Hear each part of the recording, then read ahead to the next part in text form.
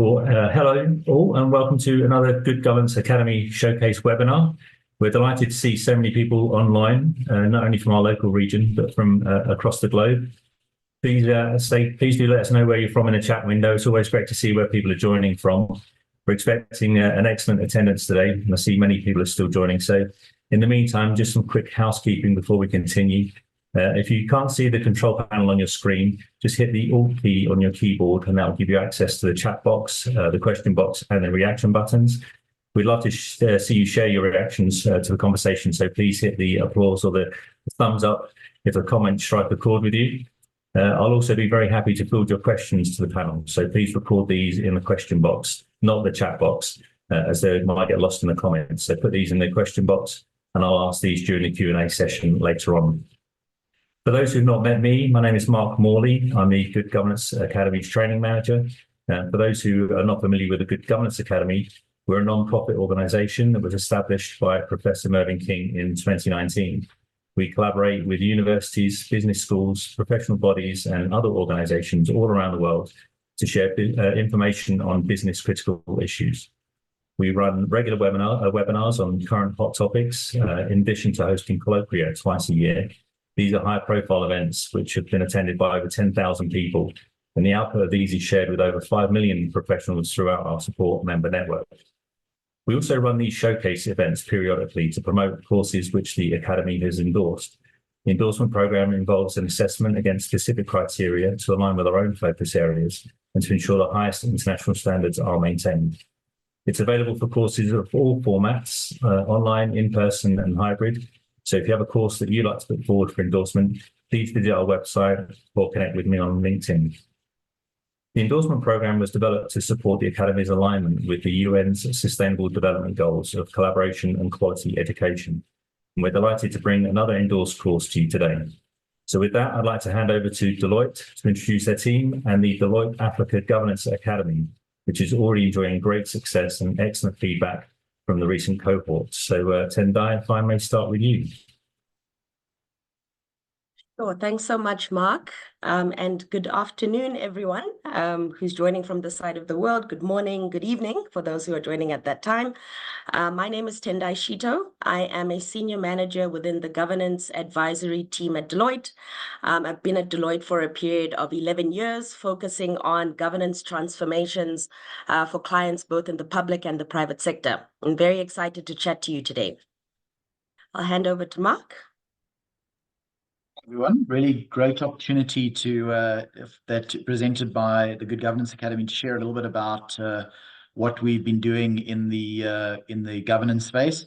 I lead our governance practice, working closely with Tendai and the broader team, and we've done some amazing work helping our clients to not only assess effectiveness of governance in their organizations, but actually really drive the transformation agenda, which I think is certainly something that we've seen been re-emphasized given the focus on sustainability over the last couple of years.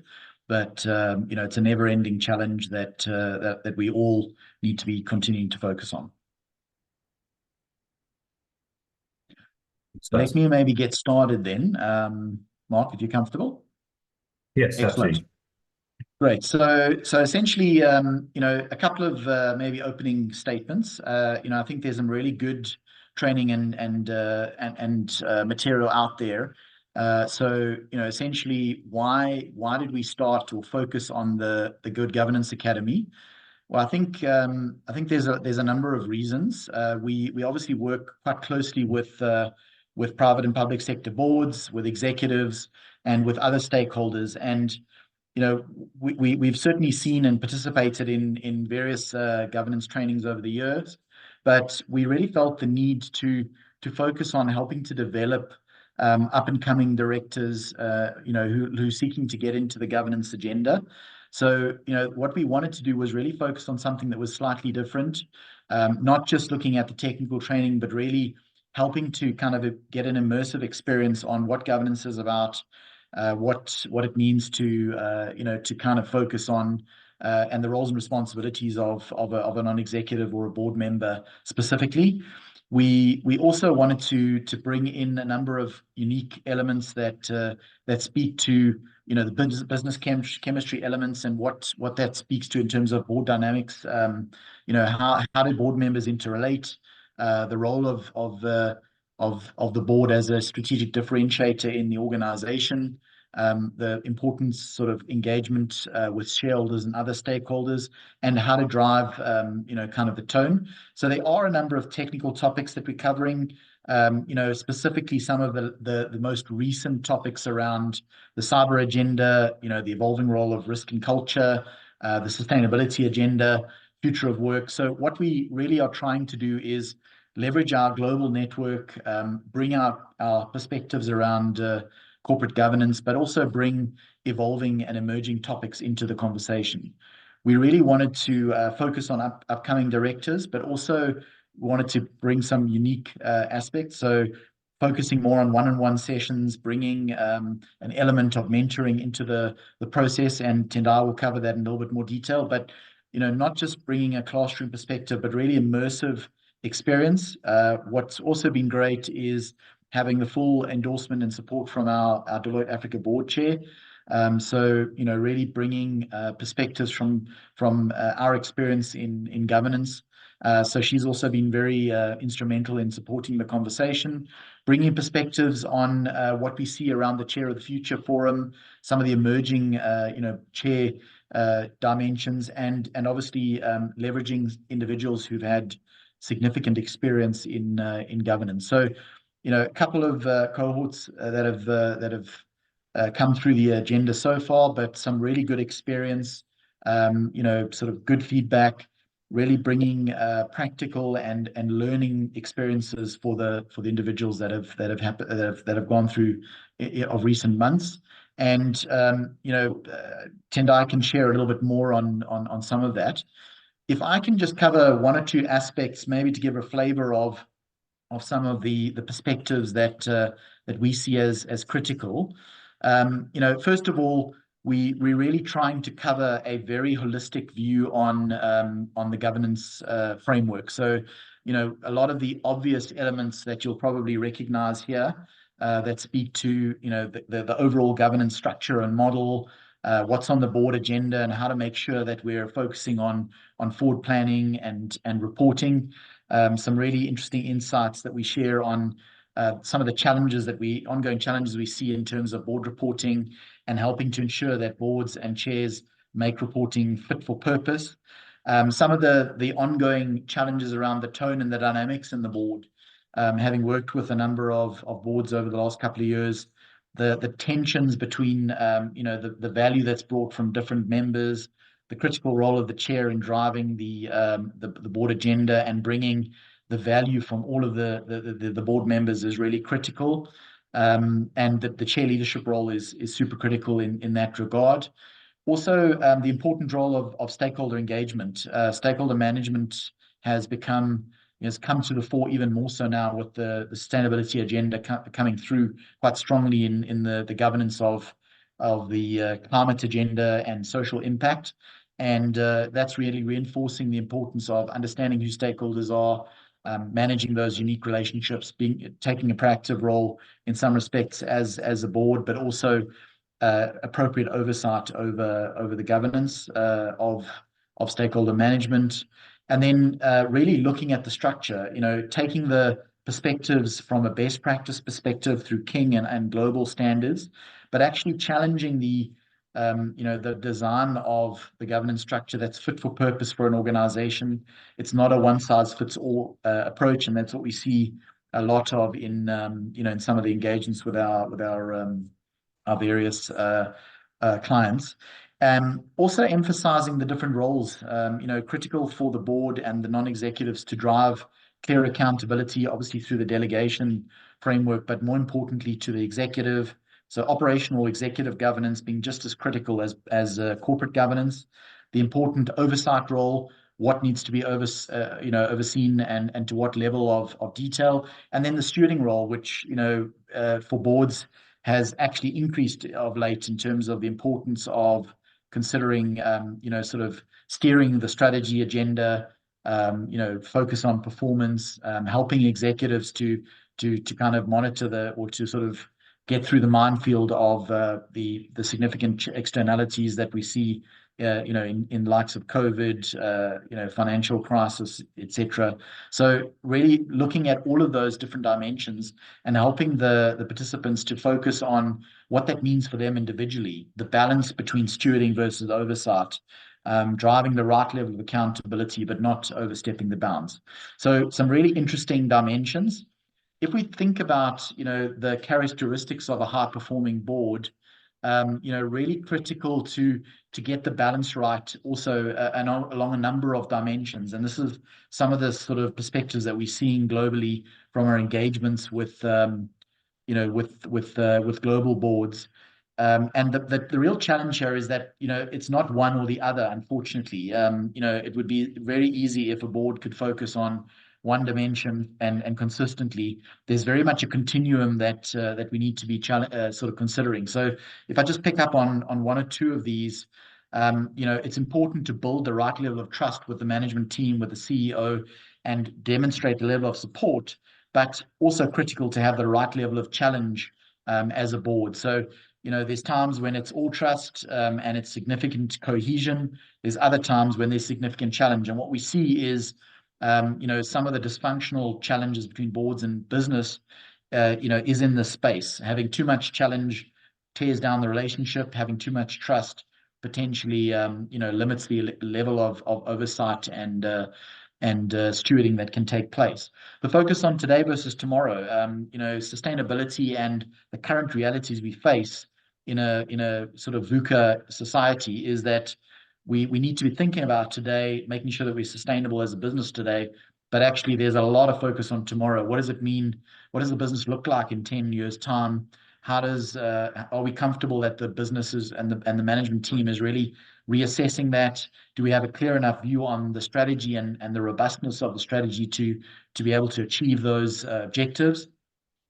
Considering the level of assurance that the board is getting, where does it need to go and actively seek assurance? Where does it just get reassurance from the various risk and control functions that are there? The level of risk taking that the board needs to consider. If there's no risk, there's no reward. But sometimes we need to be playing it safe. Sometimes we need to be taking more risks and balancing those two out, understanding the risk-reward relationship, how that links into the strategy, and the role of the various non-executives and the board members to kind of consider that almost on a dynamic basis, because it's not about where we have a high risk tolerance. Sometimes it's high, sometimes it's low, and we need to consider that. Also focusing on the people dimension versus results. There's not a one-size-fits-all approach. One needs to be thinking about long-term results as we currently stand.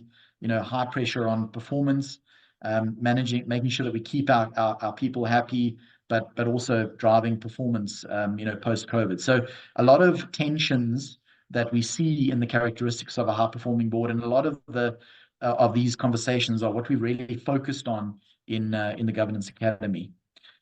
Just maybe yeah, sure, Mark. I could just ask, do you find it's different when you're looking at listed companies? So when looking at the focus on today and tomorrow and the focus on people and results, do you find that's different between listed companies and those that aren't? Do you find it's harder to get them to look, further forward?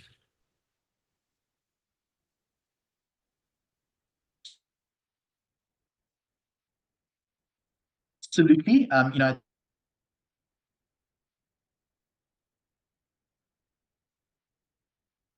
You're breaking up a bit there, Mark.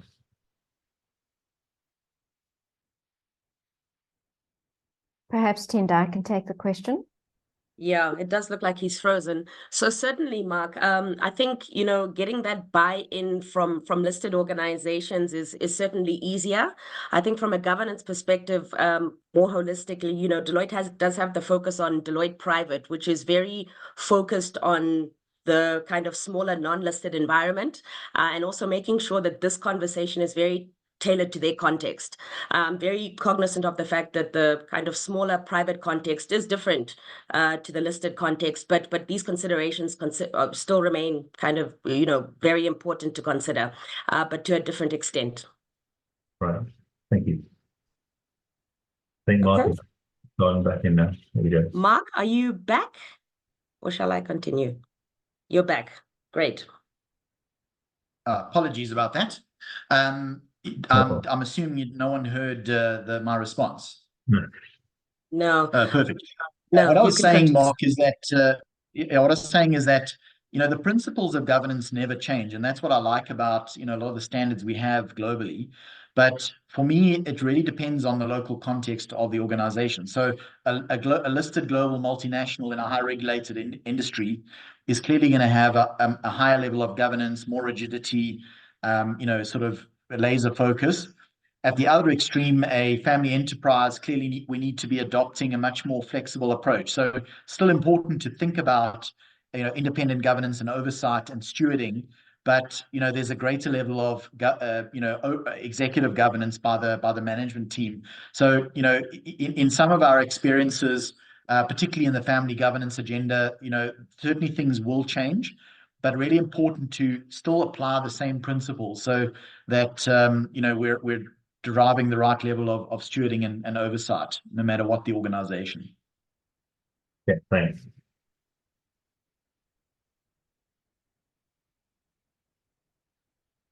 Great. So if we move on, and then I think this is my last slide. The other point that we really spend a lot of time on is kind of understanding what makes an impactful board. This is a great, if you just read the caption on the right there, the danger here is that we have a board that thinks that they're connected, but they're actually not. And we talk about, level 0 versus level 1 or level 2 boards, or even level -1 boards that are actually not contributing towards the success of the organization. What is critical is that we move and we aspire as board members and as boards to kind of be a level 2 board, which is really looking at helping to drive change in performance, shaping the board agenda, focusing on what's critical, strategic matters, culture, purpose, talent, and driving performance. The challenge that we often find, though, is that you have organizations that are more sort of at a level 1 where the agenda is more driven by management. There's perhaps not that sort of mature engagement interaction between boards and management, and you don't have that. Whilst you might have a unified board, there's a disconnect between the board and management. So really critical for boards to understand that they and also individual directors to understand that they have a critical role to play, bringing their own unique insights about what they see out there. The Rumsfeld quote is really good because it sort of speaks to the known knowns, the unknown unknowns, and considering what the board brings. They need to be challenging business about what they think they know. They need to be bringing insights around what maybe the business doesn't understand or know. And ultimately, what we need to focus on is making sure that as a board and executive that we're operating together. And then just maybe some last perspectives, really critical, and we spend a lot of time in the academy focusing on the contribution of the various board members. A lot of effort, I think, has been placed in governance on really understanding the role of individual directors, the skills, unique skills, whether it's industry or business skills that they're bringing to the party, all of their background, knowledge, and experience that really contributes to bring a level of insight that perhaps management doesn't have visibility on. Collectively as a board, being able to provide the right level of challenge, but also constructive input to maximize the organization's chance of success, making sure or helping directors understand that they all have a valuable contribution to make and challenge themselves to continually provide or bring that contribution so that they're adding value to the conversation, and also challenging the strategic thinking and problem solving. Sometimes if you think about the COVID agenda and some of the current economic challenges we're facing, the board actually needs to play a stewarding role in really bringing insights, challenging the strategy, challenging the assumptions, helping to problem solve so that the executive team has a better chance of success, being there to support in tough times, but also playing that challenge and oversight role where needed. So yeah, so that's just kind of a quick summary of some of the context that we're sharing, really to make a closing statement before Tendai picks up on a little bit of how we're running it. It's really to bring a different perspective, clearly bringing some of the technical perspectives, but helping the participants to kind of change their mindset and perspective, and also learn from individuals that have got a lot of experience having run being board chairs, being part of boards, and challenging the perspectives, and helping them to start their journey as board members. Tendai, over to you. Sorry, Mark, can I just before you continue, Tendai, Yes. On this slide, with your experience of boards that you've worked with, are there any of these that kind of stand out as common weaknesses? So I'm guessing industry experience and strong background knowledge is probably quite common, but are there others you think, relationship management, that kind of interpersonal skills? Are there any kind of that always need work and always are weaknesses? I mean, I think one of the things that's most critical for me is the strategic thinking and problem-solving skills. I think that board members sometimes underestimate the impact that they can make because they come with a wealth of experience. So it's not about the knowledge and experience that they have, it's how they're applying that. So it's asking the tough questions. It's helping to kind of get to a better solution in a board conversation. That's super critical. And I agree with you also that, negotiation and communication skills are also super critical. Often, especially for new board members, often they find it really difficult to engage with individuals that perhaps have a lot more experience. And what I often find in engaging seasoned board members is that they actually value I wouldn't call them stupid questions, but they value the different perspectives that new board members are bringing in. So really critical to get that balance right. And to maybe quote one example, one of the board chairs that I worked with a couple of years ago really spoke about the balance in skills and tenure. If you think about good practice, you ultimately want ideally sort of three terms of 3 years as a maximum term, and you want to temper the new board members coming on. You don't want that extreme change happening. But what he was saying as a board chair was the first term is really, actually there's not a lot of value that comes out because it's a lot about learning, maybe a little bit of challenge. The second term, you start to see the value and really start to kind of add huge value as a board member. The third term is where you add the most value. And then post that, the risk is that you're getting too close to the business and you're not going to really contribute. So it's important for every board member to think about where they're at, what unique value they can add, and to not sort of miss the opportunity to challenge that, because ultimately the collective wisdom is where the power of a board is. Right. Thank you. Great. Thanks, Mark.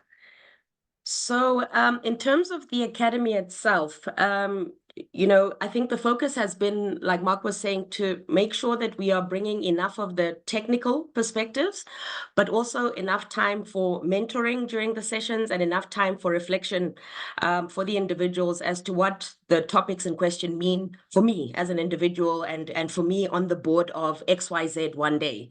So we have 5 sessions that make up the Academy currently. There are 2 cohorts that have gone through these sessions to date. And each cohort has between 15 and 20 individuals. We are, quite intentional about keeping it quite intimate. So a cohort will go through these 5 sessions together, and each session currently is in person. We are focusing on a couple of virtual cohorts because we do understand that some of the participants are not necessarily based in Johannesburg.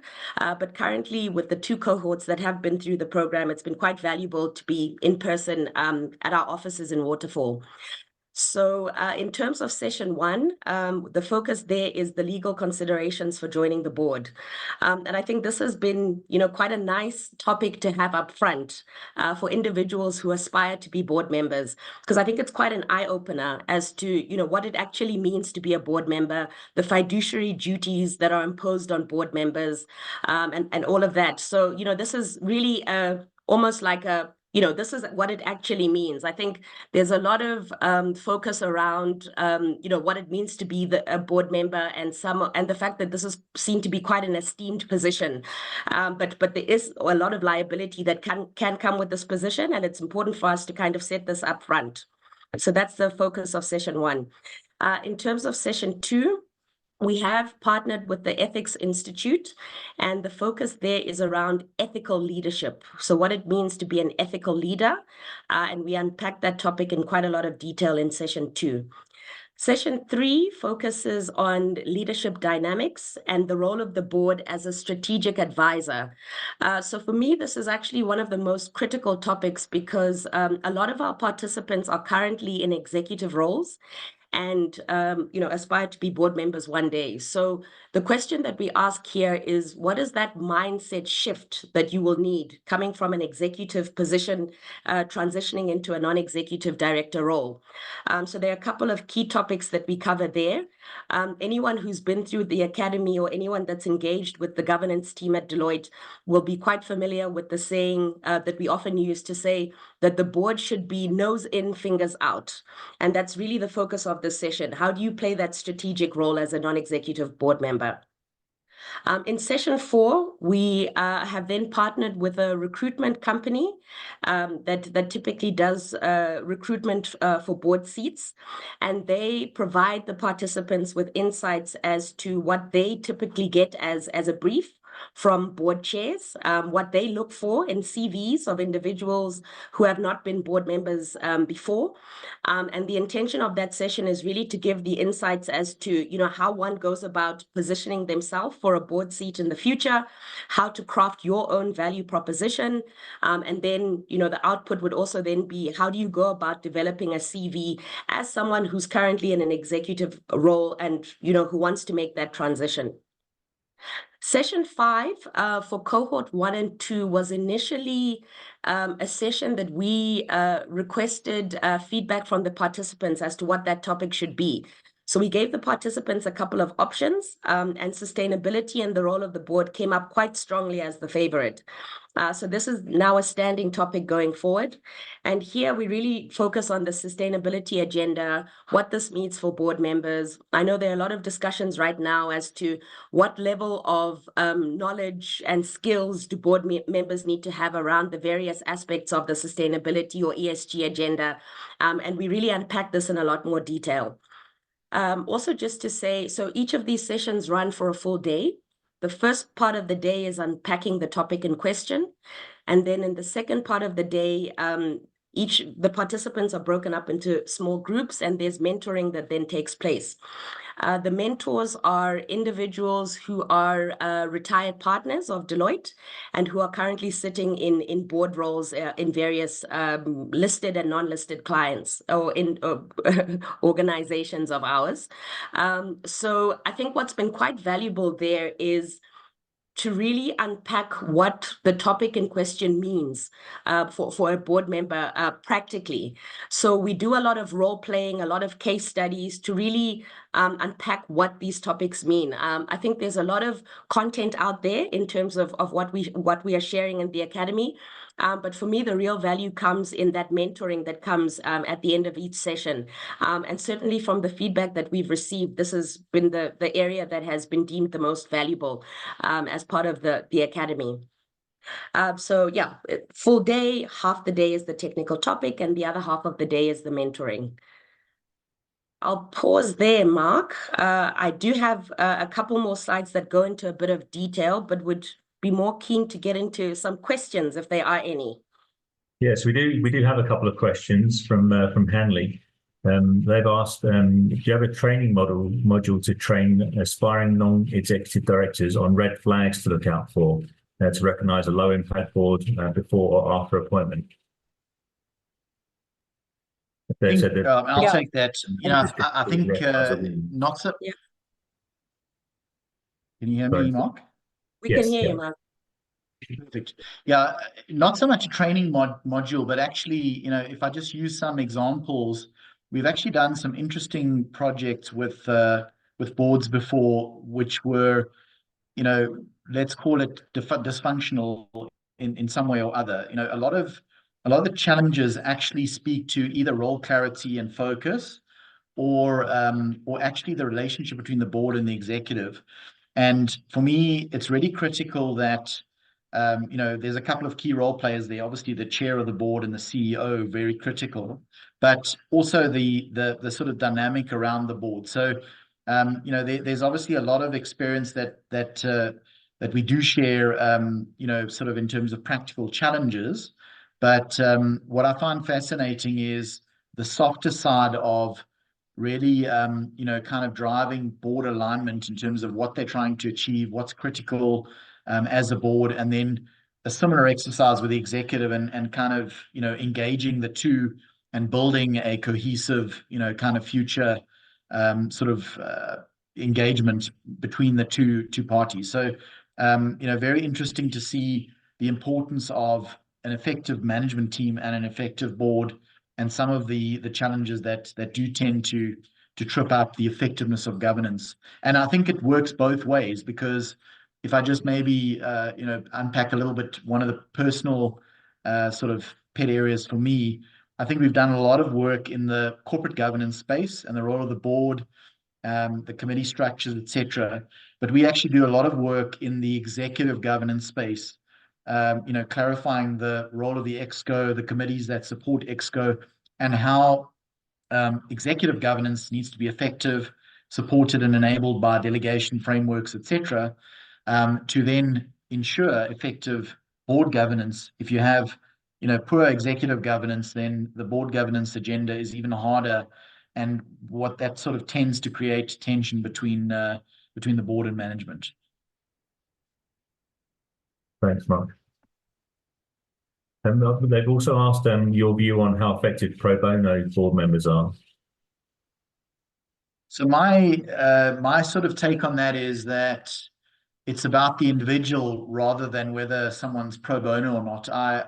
One of the critical I guess differentiators behind how we've tried to structure this engagement with participants is to really bring in that mentoring role. And one of the biggest challenges I feel we face as a continent and even as a country is that we don't have enough of a depth of capability in our boards. I've seen over the years that the type of board members have changed. We've moved from more of a collegiate sort of old school type of agenda to a much younger non-executive and board member that's really bringing different perspective. We've seen, sort of a much greater balance in terms of women and men on boards. We're seeing, kind of a diversity in terms of skills, capability, etc. So that's fundamentally changing, but there's still, I guess, a critical focus on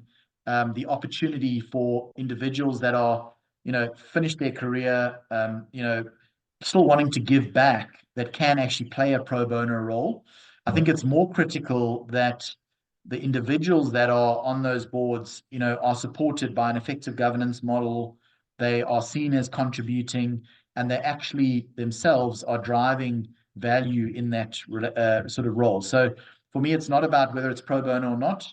I think it's about whether the governance model is effective and the attitude of individuals that serve in that way. I think there are, many individuals that are finished their first and maybe second careers that actually have a lot of value to add, to organizations, whether they're private or public or PBOs, etc.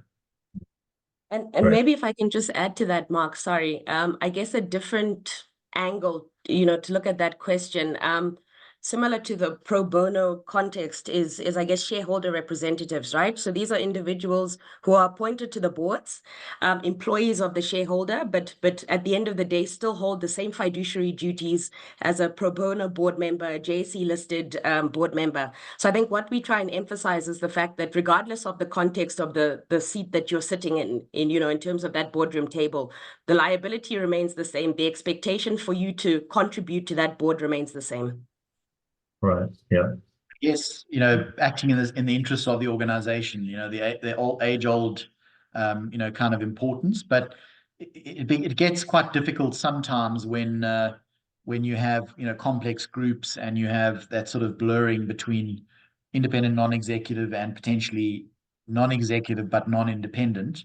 Ultimately, I think what's critical in the qualities of a non-executive is, or a board member, is judgment, wisdom, experience, and maturity, which are all critical in driving effective governance. Great. Thanks, Mark. There's possibly a question for you, Tendai. It's more about the course itself. It's the SEGO has asked, is it materially different to the IOD SA courses?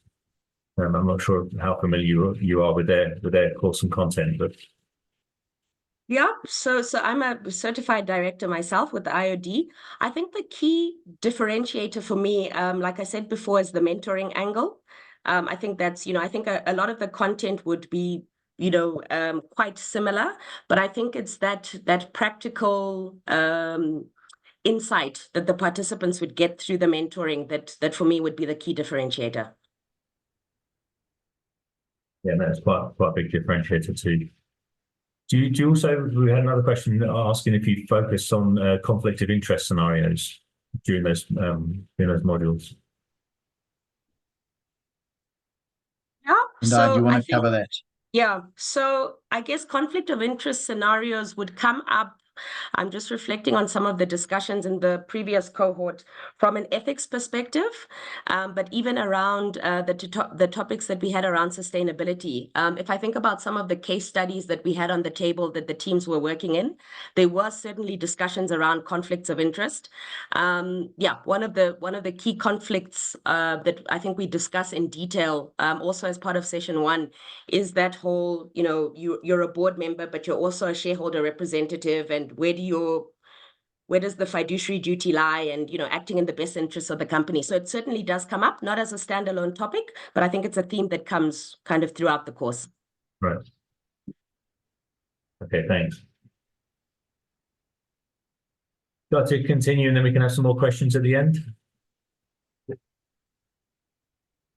Yeah, so that's it, Mark. Yeah, the rest is really just a bit of a double click on these particular on each of the sessions. So Okay. I think that's really it from our side in terms of content.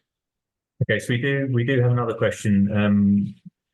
Is staggering boards still a preferred form of board arrangement? Mark, you want to take that one?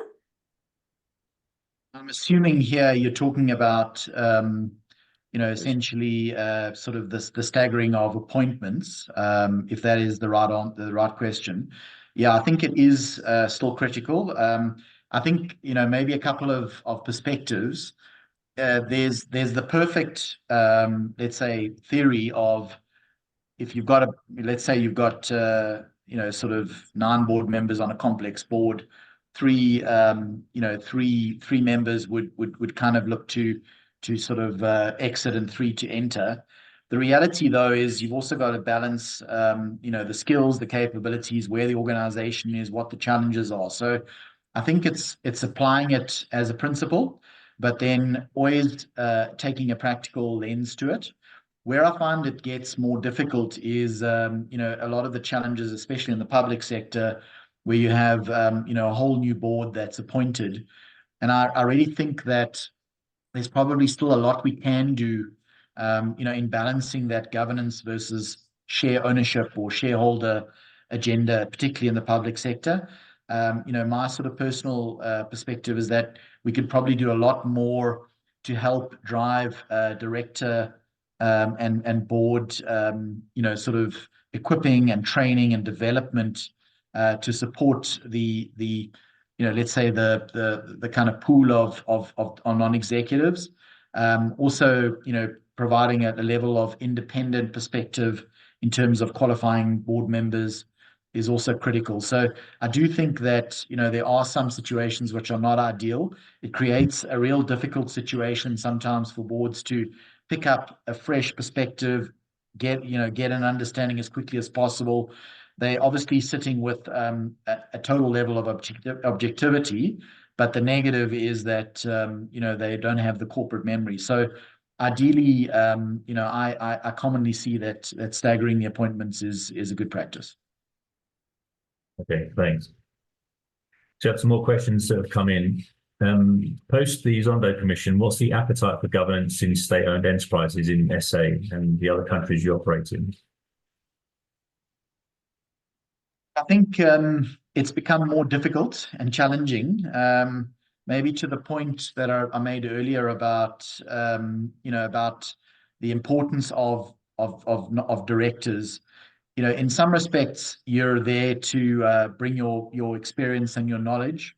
Sure, there are professional directors out there, but I think there's an element of what contribution you want to make, and that's come through very strongly in a lot of the conversations that we had in the last couple of cohorts. So ultimately, there is a contribution, sort of impact. So I do think it's got more difficult. On a positive note, I do see sort of less of a political and more of a sort of a focus on board members in the SOEs and also in the public sector, really wanting to make a difference and drive sustainable organizations and businesses.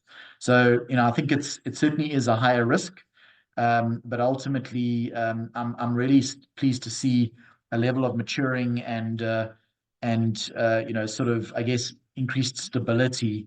What we're hoping to see is fewer wholesale firing of boards and rather kind of more consistent appointment of board members on individual boards and driving that relationship between the shareholder being government and obviously the board themselves. Great, thanks, Mark. We've had another question. What are the cost implications of taking the programs? So, I mean, we'll have a link on our website, on our training page through to Deloitte, where those details will be posted. I don't know if it's better for people just to go through those channels. Deloitte, Tendai. Yeah, that's perfect. That's perfect. Yeah. Another question, how often do you have the cohorts? Yeah. So we actually have 2 cohorts that are starting in May, with, like I said, a maximum of 20 individuals. I think we're almost actually full on the cohort, one of the cohorts that will start in May. And each session there's 1 session a month. Obviously, the individuals who take this course are often very busy individuals. So 1 session in May and then each month after that. Okay, thank you. Maybe the other point just to raise, sorry, Mark, just to kind of highlight is, what we've really enjoyed about this, and this is where, our board chair has played an amazing role, is, it's on the one hand, it's about individuals developing themselves. But what we really like is the fact that a lot of corporates are actually looking to develop up and coming directors from their own, organizations. So it's not, we certainly haven't seen this as, we're running a training program. What we're wanting to do is really contribute towards the quality of emerging board members out there. And I think, there's certainly different ways of potentially engaging in terms of participating. We certainly have had some very productive conversations with some corporates who are looking to actually put, a number of their executives across the group on a cohort to really create a different perspective, even if they're currently executive, get a better understanding of what it means, what the board is looking for, but also starting to develop, future non-executives or board members. Perfect. Will you be rolling this out in other offices? You said at the moment it's just the Waterfall office, but I know that there's plans to do this virtually as well, isn't there? Yeah, so currently the sessions are running out of our Waterfall office. We would certainly be looking to rolling this out in our offices in Durban and Cape Town as well. I think, like I said, we're also quite cognizant of the fact that, some of the individuals who want to participate are not even in South Africa. So we are opening up those channels for virtual sessions as well. Okay. Yes, given the potential uptake, if I think about, we're obviously in many countries across the continent, it would be great to see some physical cohorts in West or East Africa or in other countries. So I think it's really just, as we sort of evolve the thinking, it might be useful to potentially consider some physical sessions in other countries. And obviously taking into account the local context in each of those jurisdictions as well, which will be quite important, for session 1 and a couple of the other sessions as well. Sure, yeah. Okay, another question, if we can. Is it a wise practice to have substitute board members or trustees to maximize representation at meetings? Do you want to take that, or I'm happy to, Tendai? You can take it, Mark. You can go ahead. Yeah, I mean, we sort of would prefer, we don't think that's a good practice. I guess there's no absolute example, but for me, it's critical that you understand who the board represents. It's rather about being agile in terms of how you meet, when you meet, how you engage to manage the challenges. I am cognizant of the fact that there are a lot of different ways of appointing board members and representation, depending on different organizations. You might have labor representatives, you might have regional representation. But for me, I think it's critical to drive clarity on who the board is, who those members are, and if there's any kind of input, it's not as a member of the board. You might have someone literally doing a presentation because it's a technical issue. But for me, I think good practice is to be clear on who the board is and ensure that those members are able to kind of represent. We also do a lot of kind of work trying to balance out the committees and the representatives on committees, who the right people are that should be on various committees of the board, and making sure that you don't have too much overburdening certain members. Classic example would be at an executive level, potentially the CFO might sort of be on too many boards. The audit committee chair might end up sitting on too many committees. So trying to get that balance right is probably more important than having substitutes. Sure. Thanks, Mark. The next question is, in your cohorts, have you seen the benefits in encouraging diversity on boards around gender, age, geographical diversity? Yeah, no, certainly. So, I mean, if I think about the discussions that are happening as part of session 4 specifically, where we have the insights from the recruitment agencies and, what what their briefs are from chairs in terms of what they're looking for. Certainly, diversity continues to be something of importance. I think in terms of the mix of different races, genders, ages, and all of that remains something that is topical. And we actually just released a thought leadership piece a couple of weeks ago around the state of diversity from a gender perspective on boards, and the fact that it's still not where it needs to be in South Africa, even though we're doing a lot better than some of our counterparts globally. But this continues to be something that is a discussion point for board chairs around the world, from what we're seeing. I guess the real, kind of value there is bringing different perspectives. As an example, we have a sort of a shadow, kind of sort of young individuals board that really helps to provide sort of Gen Z and Generation Alpha input in terms of, what's important, what are the future trends. So, if I look at some of the global leading boards bringing, ex-CEOs from industry in to really challenge the strategy, help to provide different perspectives, particularly in industries where there's a lot of traction and change. It's really critical to get a broader voice. All of the work that's been done in the Companies Act to look at, which is a global practice in some countries, to look at labor representation. All of those are really there to provide a broader perspective so that the board is as effective as it can be. And maybe just a final point on that, I think, in terms of the mentoring for our particular sessions, what's quite important, and a message that is driven quite hard by the mentors, is that we're certainly not trying to create board members that look and think the same. That will never be for the benefit of any organization. So, as much as we must all be on the same page in terms of what our fiduciary duties are, what the role of the board is, etc., you will always have that personal flavor based on your background, based on where you grew up, and all of that, which is valuable to the contribution that you make to the board. Great. Next question. We're getting close to the end of time now, but we should better get through these questions. What's your best advice on the appointment and the sitting of a sitting CEO, and what models and framework to avoid friction and tension? Sorry, just maybe give me a better understanding, Mark, of the question there. I actually read it, but I was trying to understand it better. Yeah, I don't know whether Simangeni can add any more to that, but I'm just guessing if a new CEO is appointed, what Sorry, yes.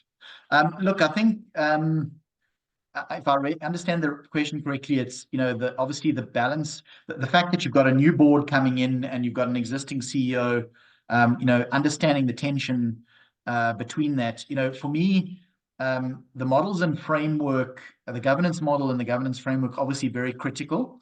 But I think there's a couple of very critical focus areas. The role of the board chair and the CEO, the relationship between those two is really critical to help drive that. I think the level of engagement with the executive team and the board is also super critical. Understanding the strategy, understanding where the management team is taking the business, clarifying the role of the board versus the role of management is also really critical. For the board as well, helping to build a level of trust with the management team and the CEO on, how they're going to govern, what's critical and important to them. Balancing, probably spending a bit more time building trust versus challenging immediately is also very critical. I guess all of these things are sort of important soft agendas to drive effective board governance, because the investment that's made up front in all of those interventions really does pay off in the end. I think if you drive an aggressive stance from the beginning, then it's probably more about trying to rebuild relationships from there. That doesn't obviously take away from the fact that the board is independent and really needs to kind of get to the bottom of things. So we see a normal level of tension that's going to be there. It's not about trying to eliminate the tension, but it's trying to understand and make sure that the board and management really understands where they're coming from as different teams. Thanks, Mark. The next question is regarding the structure of the course. Now, these sessions, do they run consecutive weeks, Tendai, or what? So one session a week? No, so it's one session a month, Mark. Right. One session a month. Okay. And do you have to be part of a specific group, or can any individuals or company secretaries attend these sessions? Yeah. So the process that we're currently following is, as part of the onboarding process, we engage with the individuals who'd like to be part of the program. Like I said, typically the individuals are currently in executive roles, and we just want to make sure that it's an individual who will kind of understand the foundation. It's certainly not a governance 101 course, so we want to make sure that it's kind of pitched at the right level.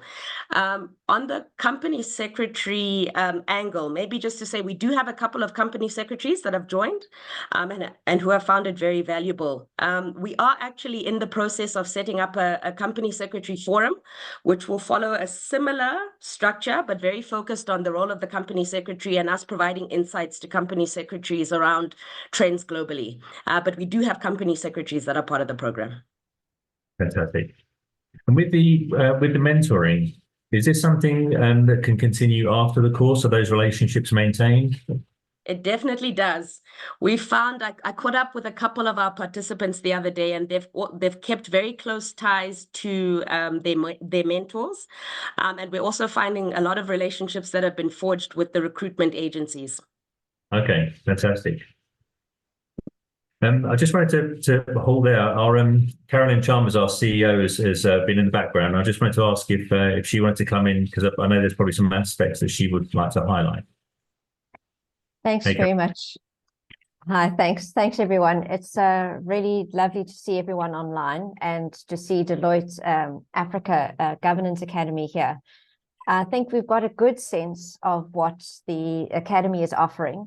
And I think we've had some great comments and questions about what the dynamics are of the course itself. Some good questions around good points around the integrated governance, making sure we've got, I think, Mark, you called it the operational governance, did you say? Or the executive level? Yeah. So making sure that we've got that governance, the tone from the top, filtering throughout the organization so that the organization operates as a cohesive whole, or as Perrin Carey of COSIA calls it, like a starling's murmuration. It actually looks beautiful when it comes together. The other thing that in terms of our endorsement that we really appreciated from this program is the mentorship and the mentoring aspects. So really to bring the new directors through the program, that really does help. I think most things have been covered. If there are any other points from the audience in terms of the aspects that they feel aren't covered, I think, Mark, they can send them through to you and you can engage with Tendai on that, correct? And people can access the course. There was a question around whether the course is CPD accredited. Now, part of the endorsement process for the Good Governance Academy is that we also offer the attendees certificates of completion, and those certificates of completion are really attendance, and the attendance is CPD accredited with our support member organizations. So you can go to the GGA website to see who our support member organizations are. If there is an organization that you're registered with, so for example, the actuaries in South Africa are not yet a support member, we will and we are engaging with them to become a Good Governance Academy support member. So then they will soon be CPD accredited. So I guess that's really from my side, Mark, what I wanted to say. I'm very interested in the faculty. Perhaps Tendai, we've got 3 minutes. In the last 3 minutes, Tendai, if you could just tell us a little bit more about the other faculty members that will be presenting the course. That's just one thing that has come through from the discussion. Thanks. Sure. So presenting on these particular topics, Carolyn? Yes, so your additional faculty members that you bring them in. You mentioned some organizations. Yes, I did. So in terms of the first session, that is actually presented by Deloitte Africa's ethics officer, Dr. Johanna Rasmus. So he takes on that course. In terms of the second one, we have partnered with the Ethics Institute, so they focus on that. Session 3 is actually led by Mark Victor. So he runs with that together with the leader of our internal controls and assurance team, Sisan Tlango, who was not able to make it today, unfortunately. And session 5 as well is led by our sustainability team, led by Jane Mamet. In terms of session 4, I will leave that offline if that's okay. That will be confirmed with people who participate in the program. But just to say, it is a renowned recruitment agency based here in South Africa. Great. Thank you, Tendai. Thank you. So I think with 1 minute to go, we're ready to draw to a close. So I just wanted to thank Tendai and Mark for your participation today and taking us through this course. We're really excited to have this part of our endorsed program. So thank you for bringing this to us. And we're hoping that there'll be some good feedback coming through from this webinar today. If there are any other questions, then please feel free to drop me an email. We'll be sending details out about the course and how to get in touch, how to get onto the course through our training page. So all those details will be available to everyone. So we'll send those emails out this week, along with CPD. If you wanted to have a CPD certificate for taking the webinar, they will be distributed this week as well. So thank you again to Tendai and Mark. Thank you again to everyone that dialed in, and we'll look forward to seeing everyone on the next showcase. Thanks very much for the opportunity. Thank you. Thank you both.